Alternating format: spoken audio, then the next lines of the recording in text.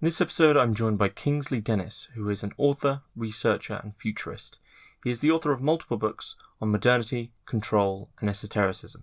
In this episode, we discuss his latest book, Healing the Wounded Mind, the Psychosis of the Modern World and the Search for the Self, alongside discussions on education, society, and freedom.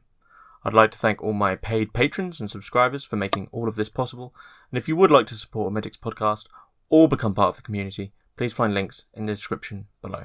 Enjoy. Kingsley Dennis, thanks very much for joining us on Hermitix podcast. Thank you, James. Thanks for the invite. So we're going to be talking about your book, Healing the Wounded Mind, the Psychosis of the Modern World and the Search for the Self, which is a book for those, if I was to describe it, it's in the frame of people like Christopher Lasch, John Taylor Gatto, Rampriere, John Michael Greer, books which aren't pulling any punches when it comes to the state of the world. One thing I really liked actually is that from the get-go in your book is that you don't try sort of prove your position. You know, you say, look, we all know this isn't how things should be. We all know that the world is nowhere close to how it should be in terms of freedom and in terms of how it should be with control and the individual and things along these lines. But we'll get into the book. But just before we do, just tell us a little bit about yourself and why it was you came to write Healing the Wounded Mind. Okay, thanks. Sure. It took me a while to get where I am. And in my earlier life, let's say, I did spend in academia. I was a teacher at university, first in literature, and then I moved into sociology. So I've lived abroad a number of years. I lived and taught in Istanbul, Turkey for 5 years. Then I went to Nottingham to do a course to teach in globalization. And then in the final number of years in Lancaster University in the northwest of the UK, where I did teach in sociology as well as finishing my doctorate there. And I was dealing with globalization and technologies of globalization, but I looked at it from the lens of complexity theory. I was using complexity theory to look at the way the world was going. And after that, I ended up my, let's say, academic career writing and publishing a book with my colleague called After the Car, looking at the post-peak oil future. And then I thought, well, that's about it. That's about it for me. I don't really want to climb up the organizational ladder. And I realized that the university system was getting a bit more too commercial, client-based for me, for my liking. The funding was restricting research. The university was only interested in getting funding, particularly. I don't want to go there too much, but anyway, I decided to jump ship and go freelance. So I came to southern Spain to work on my own private publications. And I came here in 2009. So for the last 11 years, I've been a freelance writer without any ties, no funding from anyone, no obligation. And I've been writing and publishing since. And you mentioned the last book, Healing the Wounded Mind. You're right, because by the time I got to the stage of writing the book, after 10 years, I think both myself and I assumed the readership had got to a certain point where you could leave some preliminaries behind because we'd spent X years dealing with preliminaries. And I think by the time we've all arrived at this point, we can start from, a bit higher up. So that's, in a nutshell, how I got to where I am. Are you happier since beginning those 11 years? Oh, much so. Because when I was at academia, I was publishing some essays online in private online sites, and I was getting much more feedback and interaction with readers. And then I realized that when I was publishing in university, all you were doing is just catering to your peers. And you were just kind of a bit incestuous. You were quoting each other and quoting these obscure texts that people can't even get to without a very high level financial subscription to these journals. So no one was reading them. So I thought, well, what's my point? What am I here for? I wanted to be here to communicate ideas. And if you're only communicating in a little tiny incestuous family, then, it defeats the object. So I'm richer. I'm poorer, but much richer, if that makes sense. Yeah, it definitely makes sense. And the university angle was one of the reasons that I never sort of went down the PhD route, stopped at my master's, but because It's something I spoke about with a guest recently, actually. Oh, Biao, and he's still lecturing, and he says that it's one of the great sadnesses of studying is that the majority of papers are read by the writer, the grader, and perhaps an editor, and that's about it. And that's the reality of university life, really. No, I'd agree with you. It's a very closed environment, and you have this idea that it's very open, but it's open for ideas, amongst a very small handful of people. And so it depends what your objective is. And if your objective is the larger field, then, you may have to make a move out, as you did. So before we jump in with the book, I have to ask you the Hermitix question, which is you can place 3 thinkers, living or dead, into a room and listen in on the conversation. Who do you pick? Well, I wouldn't. The people I've chosen I would be an odd mix, because if I chose all the people I really had like favorites, then we'd all be on the same page, and I wouldn't want to listen to everybody on the same page because the conversation would be quite predictable. So the 3 I'll probably choose to have a common thread but a diversity would be the Georges Gurdjieff, the Armenian mystic, Carl Jung, the psychologist, and Philip K. Dick, the writer. Gurdjieff would probably be very intense. So would Philip K. Dick. I think Jung seems to be the odd one out. But at least as I see it, but what is the thread you see running through there? The thread would be the theme of the Gnostic understanding of life. Now, Gurdjieff would be intense, but he also has a wicked sense of humor and a way of undercutting people's argument as well and getting straight to the point. And he has this broad vision, and also I think people have maybe not all appreciated the psychological insight of Gurdjieff, looking at what he called the 3-brained mammal, the human being, physical, mental, and emotional. So he was spot on, right from the beginning of the century. And of course, his teachings do have a Gnostic bent because they come from the ancient, let's say, wisdom lineage. Jung, as we know, although he is well known in the orthodox psychological circles, he had a very strong interest in the occult, hermetic, and alchemical understandings, as we know from his Red Book sketches. And his Red Book sketches would be almost on a par with Dick's writings. And as we know, Dick had this revelation in 1974 where he was hit by this light, and he had this Gnostic revelation that he was connected to another self in the Christian era. And he described the modern life as living in the black iron prison. And he understood that we were in a rational universe, and that rational universe was controlled by an insane God, i.e. the Gnostic deity. And he spent his remaining life writing his Exegesis, which is over 1,000 pages, similar to Jung's Red Book.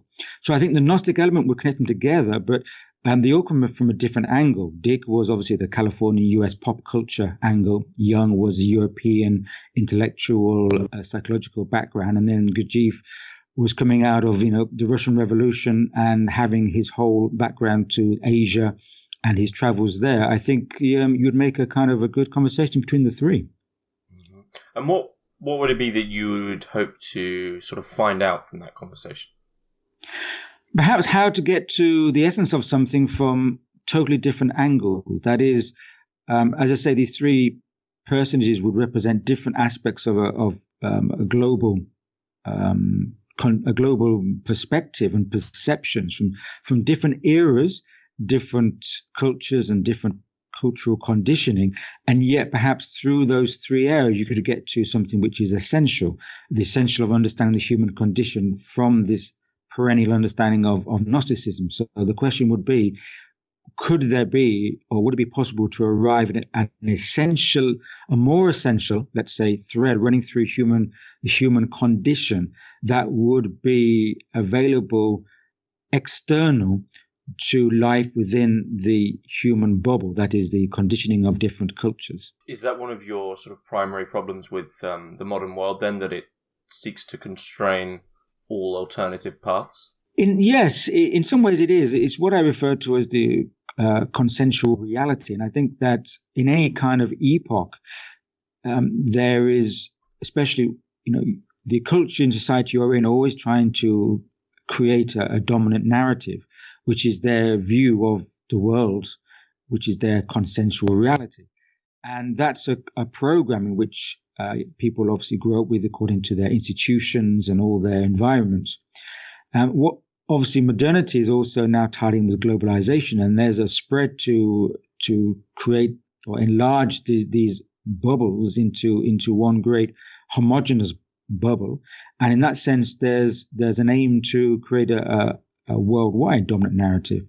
And I think in every epoch, there's always been overarching dominant narratives. And in the past, it was a religious one. And therefore, at one point, going back centuries, everyone believed, because they were told that we're living on a flat earth. And then they believed because they were told that the earth was the center of the universe. And it took some time before, people understood that was a heliocentric model. So in every age, there's a model.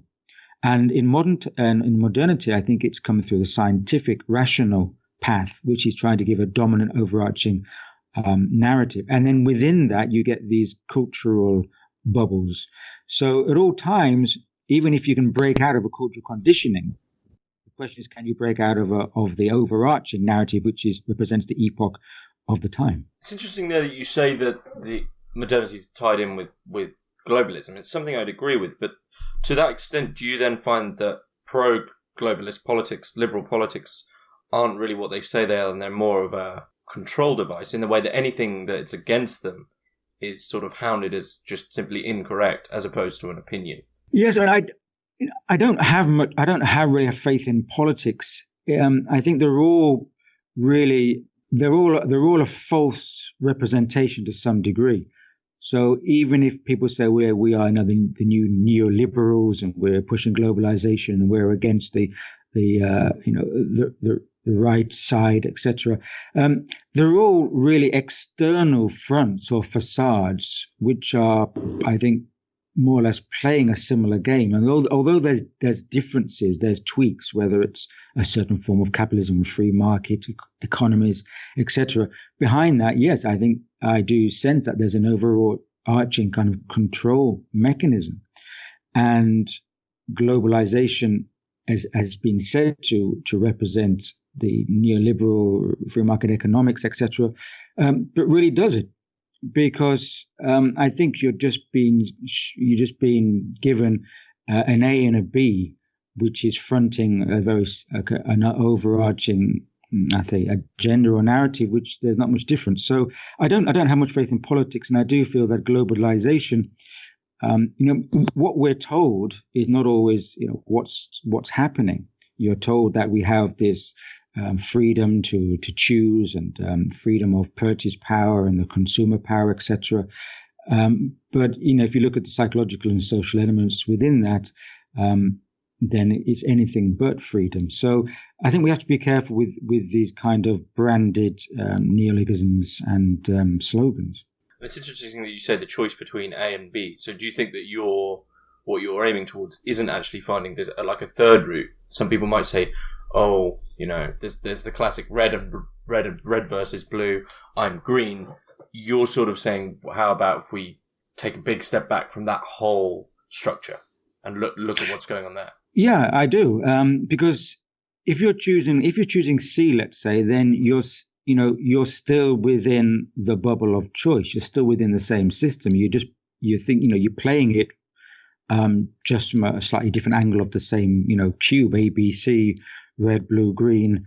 And so, no, the alternative, it's not really an alternative. It's just the illusion of choice. So I would say that the thing is, if we're choosing another option, but we're still a product of the environment and the culture that we've grown up in, and we still have these biases, then how objective is that choice? And also the question is, who is offering the choice? What's their agenda for offering the choice? And so, there's that phrase from I think Herbert Marcuse, which said the right to choose the masters doesn't abolish the structure of slaves and masters. So like the facade of democracy, the ability to choose still keeps you within that system of which contains you. One quote that comes up time and time again, and this is something that really it's sort of I've struggled with my writing with regards to sort of anti-modernity pieces that I've written over the years, and it's a quote that you come back to time and time again, which is, there is a full quote, but in short, it's the root of wickedness is hidden. Now, this hidden wickedness of modernity, this what we were just talking about there, this sort of unconscious agenda, which is behind the scenes, which behind the A's and the B's, and there's something there that's saying, you should do this, you should do that. It seems to me, and I don't know if you'd agree, that people, even when this is made apparent, people cling to this out of a form of sort of comfort. They don't really like change. And this is a problem I find personally, is that who am I to say everything you're doing is wrong? There's far better ways to live. So one question here is, what right do we have to sort of say that everything is incorrect that people are doing on a social level? And two, why do you think it is that people still cling to the reality even after it has been proven time and time again to be completely false? Well, to answer the first part of the question, what right do we have? I think we have a right to speak our truth, of free speech. So we have a right to say, well, this is my perspective. What we don't have a right to is try to force it down the throats of other people. Other people have the right to, take your comment and to agree, disagree, to kind of consider it or not. And, I think we should get to the point where we allow everyone the free will to make that choice. I say my piece, but I don't missionize it or try to get anyone. If you have to really, really struggle to persuade people to believe it, then, isn't that another form of conditioning? A person has to arrive at their own understanding and truth. A phrase that I like, a friend told me once, said that you can teach a person to ride a bike, but you can't ride it for them. And I think that's relevant here, because if a person doesn't arrive at their own truth, then it's not truly theirs. If you haven't kind of paid for something from your own, from your own pocket, you don't value it, do you? Mm-hmm. And I think people have to arrive at that. And so it's like a form of trespassing. If I try to jump on them and say you have to believe this, then I'm trespassing on their space and their free choice. So I don't do that. So that's the answer to the first part. The answer to the second part is, we have this. For example, it's easy to say that we are all fish in the sea, that we don't see the sea. And I know that an analogy has been used before, and I think it's quite correct, is that when we're in something which is all around us, it's very difficult to see it. And so, we can't, I don't judge other people if they say, well, I think I don't see what you're saying. I don't want this change. I don't see exactly what what this trying to say about the world. And I say, well, fair enough. And I remember a phrase that I picked up in Turkey. It was an old kind of Arabic phrase, which I've used in my writings. And the phrase is, the bird which knows not of sweet water has his beak in salt water all the year. So, if you're imbibed in the salt water, then you're not going to know that these other, water exists. And it's, I don't want to make it sound like a kind of conspirational element. The fact is that humanity is in a kind of controlled environment is not new. It's been around from the very earliest days of human civilization. You can see it way back if you go to any kind of major empire. It's because it's a form of managing people, managing large numbers. If you had everyone doing exactly what they wanted, then you wouldn't have a coherent system. You wouldn't have a civilization. You wouldn't have. So, but of course, what happened is that a kind of structure or system to try to get people working together hasn't been an organic one, hasn't been a coherent one that's respected people's rights. The other route has been taken, the route of social management, of control, and of getting people to adhere to something that they're not aware of. And I think this deliberate intent to keep people away from their self-awareness is what I find very disagreeable, and that's not organic. And I think that's what modernity is representing in the latest stage, is keeping people away from information of their own awareness, so they're kept in certain ignorance. And I think most institutions and structures, which I've touched on in the book about education and that, are about giving people a certain structure which they don't want people to think outside of. And so that's, I would say, answers the second part of the question. I wouldn't be judgmental about people. It's just that if people haven't arrived at a point where they can see it, the question is, how can you make people see it? And that's the question which we're probably talking about now. Do you think then that because obviously you're sort of, I'm in agreement there with that. You need organisation, you need structure to form a society, but the difference there is sort of, there's obviously multiple forms of society, but we're in the one which is covertly controlling us, as opposed to saying, this needs to be structure, here's how the structure is going to work, but you have freedom within that, which is certain people who would argue that happens under certain isms, but I won't get into that here. Do you think then that this sort of repressed acknowledgement of the self, which society is sort of covertly trying to not allow us to see or sense in any way, this is going to backfire at some point? Well, I would hope so. And it is this kind of struggle between is the fully integrated human being coming to rise to the fore, to rise, or is it going to be continually constrained? And that's the point. I agree with you, is that you can have a more organic, self-organizing type of society with people's agreement, which probably has been operation more in the smaller communities, and the point is we have to scale that up.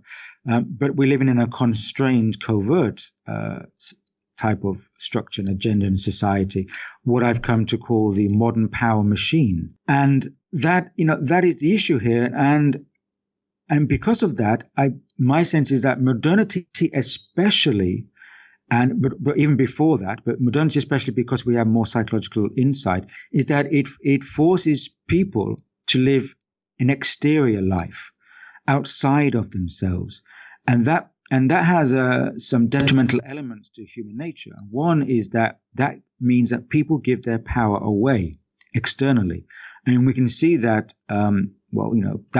That argument is framed by Stanley Milgram's Obedience to Authority, for example, which I'm sure you and your readers are aware of.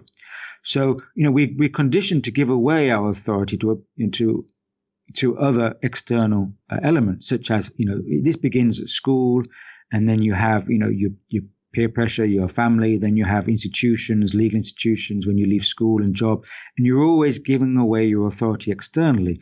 So that really de-empowers the individual. And also that if we live an exterior life, and also if we're giving all our time, energy, and attention to that exterior life through distractions as well as addictions, then we're not giving time and attention to the interior life of the human being.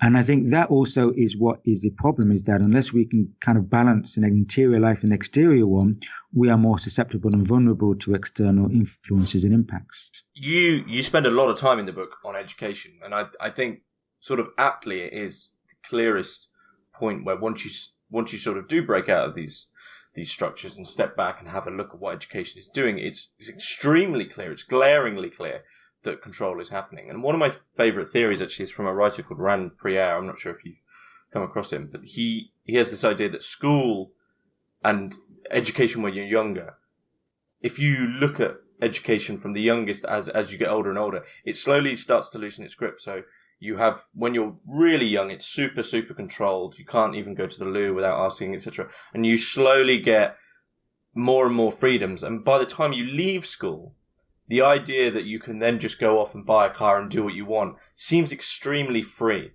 And everything seems extremely free after school. But actually, it's just a difference of control. And, this is this funny thing where people sort of begin to enjoy what they now call adulting, where people sort of take a thrill in paying taxes or filling up their car, because it's this understanding that you're no longer within the old control system, but you're still being controlled. And you state that, and I think this is from John Taylor Gatto, which is education is eternal adolescence.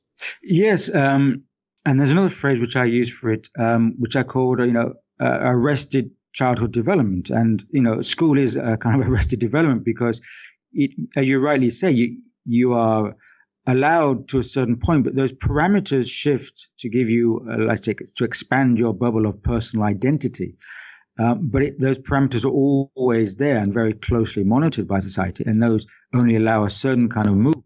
You rightly say, as you move up the age scale, you're given a few more liberties, etc., because you need them. Otherwise, you would start to have resistive impulses too early on in life, and then that would only grow. And and they don't. I'm sure that society doesn't want those early resistive nudges to come in at a young age. So, and you're right. And when you leave school at 16, 17, I remember when I first had my car at 17. The only thing I did was I just kept driving around. I just take it out at night, and I used to love driving at night because it was a freedom it gave me, and I wasn't going anywhere. And that's maybe a metaphor for where we are now. We're driving around, but we're only going where the roads dictate where we're going. Mm-hmm. You don't go off-road unless you can afford a good off-road vehicle, but then you're in a different category. So it's like that. And I think there is arrested development in terms of psychological maturity, because many people are still very, very highly dependent when they leave college at whatever age. And, they seek a kind of workforce or career which then, tells them what to do. There are very few people who leave college and then they become this kind of, entrepreneur, freewheeling, and then they start being I suppose the master of themselves. These are, and Gatto did a survey looking at how many people, very famous entrepreneurs who made their money, maybe what society would call mavericks, people outside the system, and something like virtually 90% or more of these mavericks dropped out of school. And so how many mavericks actually went through the whole educational system and came out of university in 21? Not many. And so, because I think there is this arrested development of psychological maturity because you've been used to a certain obedience. Imagine, it's especially worse in the US school system where you need what they call a hall pass, what we would call a corridor pass, to step out to even go to the toilet. And then there are often guards in the corridor, and everything is just like a work camp, and it's just heavily guarded. And so you feel that you can't go it alone. You need some support system, which is deliberate. And so I think that's all part of this arrested development, and psychologically, and also with critical thinking. And Gatto pointed out, which I put in the book, is that a lot of those reports from so-called educationalists, they more or less deliberately said that they want to lower down critical thinking, because if there's too many critical thinking, they can't maintain the quota for the workforce. So it's all there if you can find the information, but it's not hard to disagree with either. There's something else that you mentioned just a bit back, which is actually from, I wonder if you took it from Gurdjieff actually, and this is this idea you were saying that with regards to not being, you can teach someone to ride a bike, but you can't ride it for them, and this idea that you need to pay for knowledge in some form, whether it's monetary, whether it's your own time or your own stress and effort. Gurdjieff made this clear, actually. He said no one will respect any knowledge which is given to them. And I think maybe this is one of the problems with modern education, is that it's not even given to you. It's a priori. It's default. And in this way that no one really ever really learns, because as Ivan Illich says, the process of learning is now mistaken for the substance. So it's like you're not actually learning, but you believe you are because this is what they now call learning. But you're not really learning anything. I think there's a recent sort of study about people what they've actually used since high school. And when people think about it, it is, you don't really use anything unless you specify into it. And it, just this idea of paying for knowledge, obviously, I just think it's an interesting idea with respect to what's going on in modernity and not questioning things which are given to you for free, basically. It is, and you're right. I mean, I remember an incident whereby, I didn't enjoy my maths class when I was at college, and I remember when I was doing my sines and cosines, I can't remember them now, but I asked the teacher why we're learning sines and cosines, and the teacher looked at me and said, I remember his answer, he said, well, wouldn't you, for example, when you place a ladder against a wall, like to calculate the angle of the ladder? I just blankly looked back thinking, if I'm going to climb a ladder, I want to hold on tight not to fall. I couldn't care less what the angle is. It's common sense what the angle is if you either put a ladder up too steep or not. So from that day, I kind of thought, what are we really learning this stuff for? And about payment, it's kind of gone the other way around, because yes, we kind of accepted things to be put on a plate to us, and we kind of expected that to happen because we thought, well, we have a right to be, given this stuff. And now we've become a kind of client base. And this was very evident in university because we, as you're aware of, the grants for university have now been kind of erased, and students are paying very heavily, and they become clients. And when, for example, I had to give some students failures because they're not handing their essays in, I was told that you have to keep allowing them a second chance, a third chance, a fourth chance, because they have to pass because their parents are paying a lot of money, and they want to know why their child hasn't passed. So you realize they're not students anymore; they're paying clients. And so if they're paying, they're expecting to be a product. They're expecting them to be delivered a product, whether it's given to them or they are the product.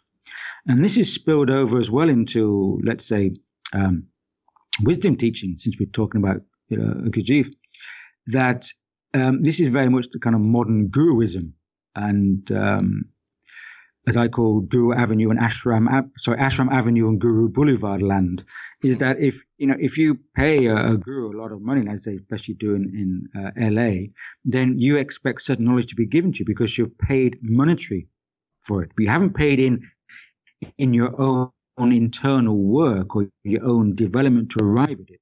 So we've been turned around from thinking we should be given everything because we just have a right to it, to the point of, well, now we're participating because we pay for it, we have a right for it, but it's still missing the point, isn't it? Yeah, the commodification of mindfulness meditation, something I always joke about, the idea that they finally found a way to commodify sitting and being, which is sort of astounding. But as you say, I mean, I think this sort of new age Silicon Valley pseudo-Eastern mysticism that seems to be arising, the irony of mindfulness meditation being taught in corporations is that mindfulness meditation is the one which allows you to be able to deal with greater stress. It's not the one which teaches you to think, which is mantra meditation. I don't think they'll ever be paying for their workforce to think to partake in that. And just to end on that, again, there's the rise, even academia is trying to get into this with the so-called course on positive psychology.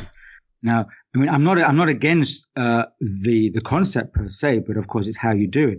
If anyone's interested, I made a video, an actual kind of voice singing video called Pop Spirit, which is looking at this the commercialization of pseudo pop spirituality, and you actually see me on the video with the face of a cat, so it's worth watching. So if you put them in YouTube, my name and Pop Spirit, you get this my take on modern popular commercial guruism. Have you ever sort of been part of a spiritual group such as the Fourth Way or anything along these lines? I was partly with the Fourth Way, yes. When I was actually living and teaching in Prague, that was I was in my mid-20s before I went to Turkey. I was with a Gurdjieff Fourth Way group in Prague at that time. And I've been reading Gurdjieff for many, many years also. So, yes, I've had touches with them. One other thing that you bring up early on in the book is this idea that, and it sort of ties into what we were saying about this just being given things, is the idea of waiting for something to happen. And it sort of ties into what you were just saying there. It's the idea that you give money to, as the example we gave there, a mindfulness or a meditation course, and you're then sort of waiting. You don't have to put in the effort. You're just waiting for something to come along because you've partaked in the way that society expects.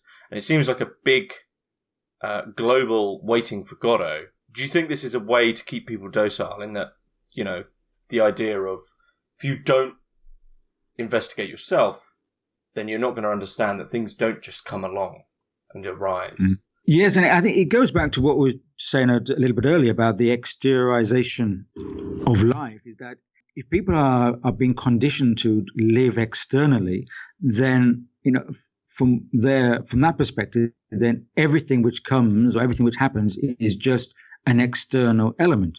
And so therefore life happens to them while they're living. That's a kind of external mentality, isn't it?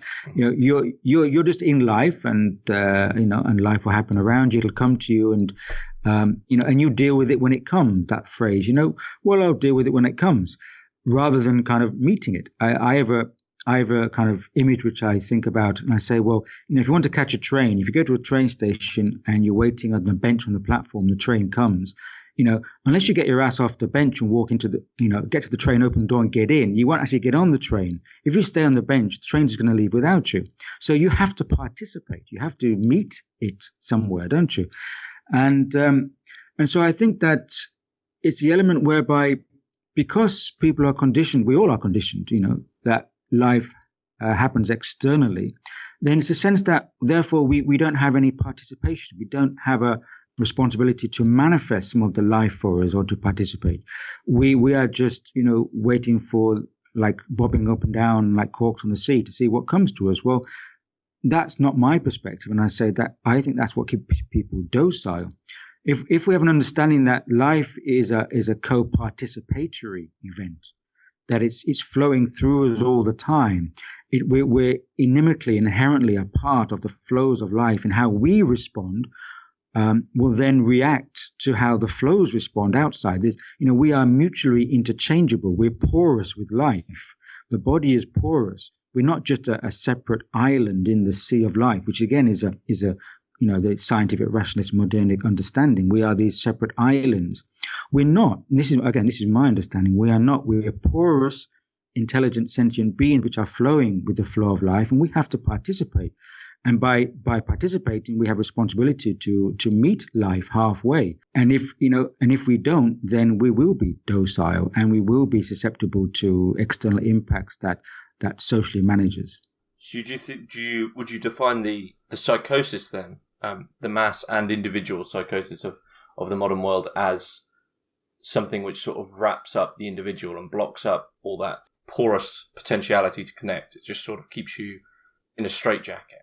Well, the thing about psychosis is that, individually and collectively, I think, again, part of the modern conditioning is that the individual is separate and not a part of, or not so much interacting with the collective.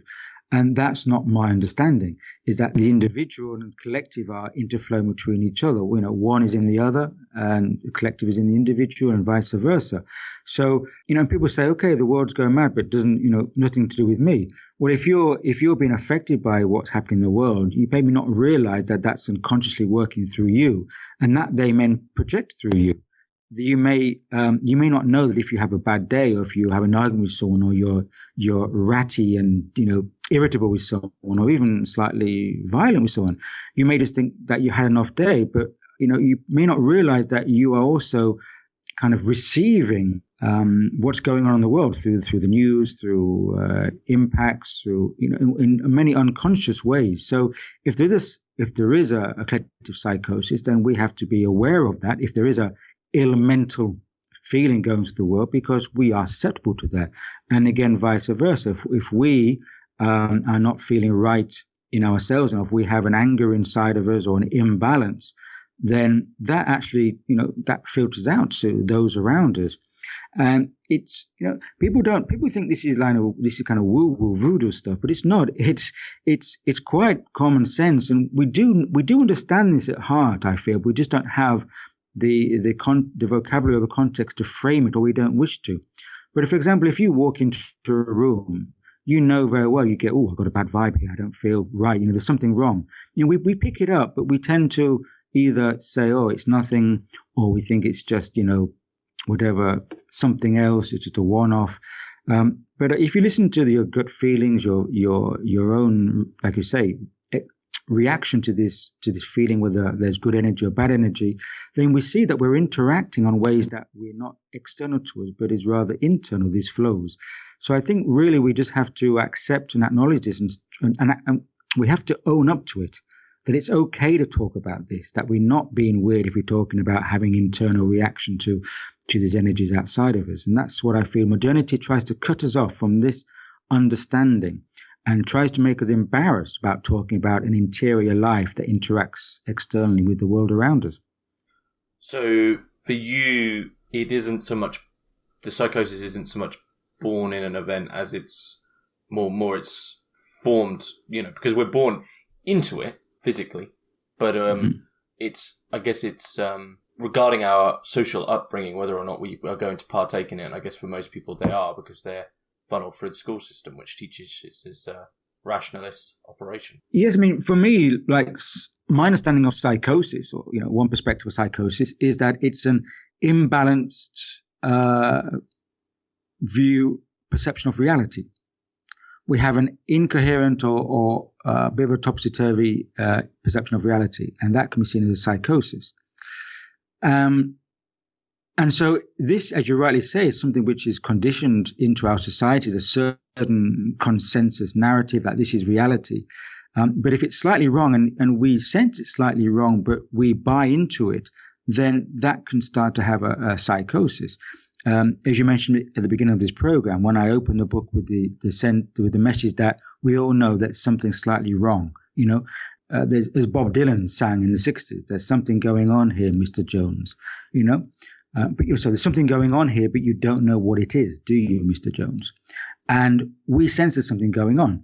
But because this sense of what's going on doesn't align with the consensual general narrative, then we have this kind of incongruency, which I think creates a psychosis.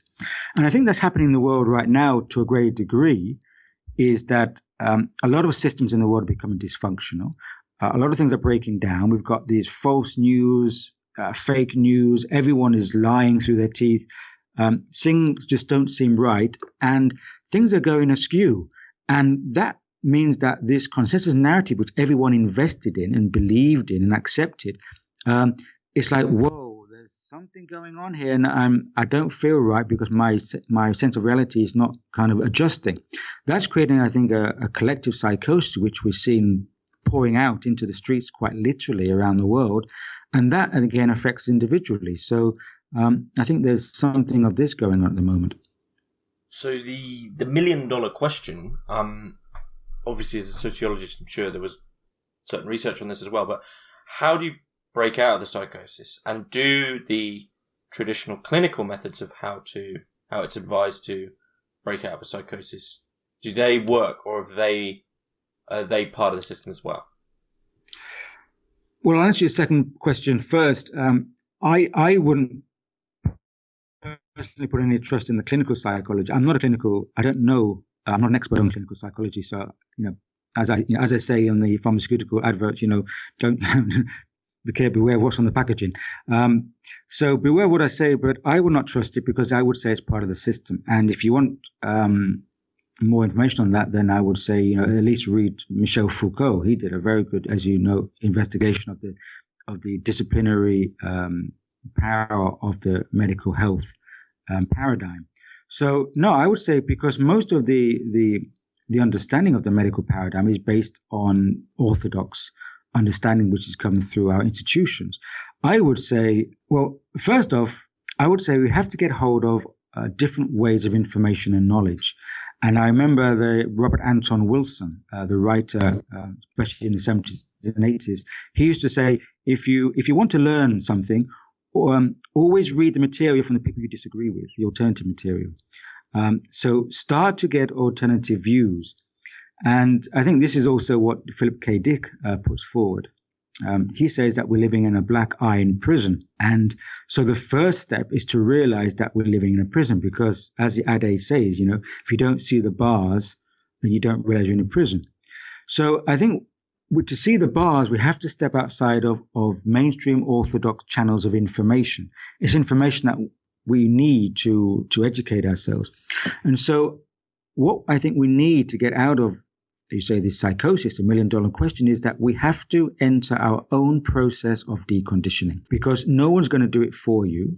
Of course, all the life systems and institutions, it's in their vested interest to maintain that conditioning. So no one's going to do it for you. So if you want to start to step away, then you have to do it yourself. Find information, look for alternative sources. People have done it. People have done it over ages. Read books from people that you, like you say, tweak your interest. And once you start to change your perception from the main narrative, it's incredibly, you'll find how so many different perspectives come into view. It's as if we believe that to move out of the psychosis, we have to leap, 20 yards. We have to make a big jump. But it's not so. just a tiny, tiny tweak of your perception and your perspective will open up grand vistas. It's that, it's that close to you. Doris Lessing, the English writer, did a wonderful radio series of essays, which she published as a very thin book, about 80 pages, and it's called The Prisons We Choose to Live Inside.